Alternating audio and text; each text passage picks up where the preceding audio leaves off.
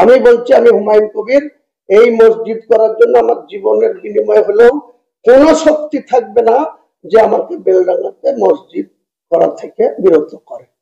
এটা দিদির নির্দেশে করছে। দিদির মদত ছাড়া কেউ বাবরি মসজিদ করার কথা ভাবতে পারে না বাংলায়। তার দলের এমএলএরা, সে তার দলের এমএলএ, সে মনে করছে বাবরি মসজিদে নির্মাণের আওয়াজ তুলে আরো চাঁদা উঠবে, আরো নিজের নেতৃত্ব তৈরি হবে, মুসলমান সমাজের মধ্যে দারুণ একটা বার্তা যাবে। এইসব তাল তো আছেই, বুঝতেই পারছেন। তাহলে হঠাৎ করে ভোটের আগে বাবরি মসজিদের কথা মনে পড়লো। এতদিন বাবরি মসজিদ নিয়ে কারো কোনো মাথা ব্যথা হয়নি, এগুলো সবাই সবকিছু বুঝছে।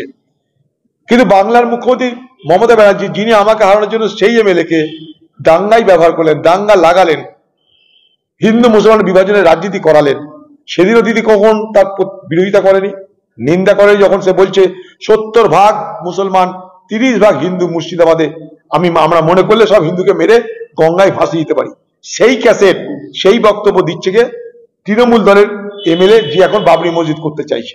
আবার সেই ভিডিও দিদির দলের লোকেদের মাধ্যমে, দিদির দলের এজেন্টরা হিন্দু গ্রামে গ্রামে ছড়িয়ে দিচ্ছে, যাতে হিন্দুদের ভোটটা বিজেপির দিকে যায়।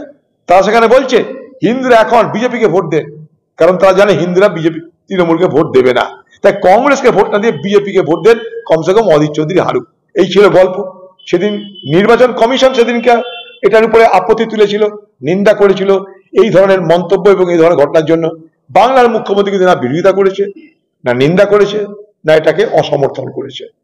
আজকেও যখন সেই ব্যক্তি, একই ব্যক্তি বাবরি মসজিদ করার কথা বলছে, তখন সেই দিদি চুপ করে আছে, তার মুখ দিয়ে কোনো আওয়াজ বেরোচ্ছে না, অর্থাৎ তার পরোক্ষ সম্মতি আছে।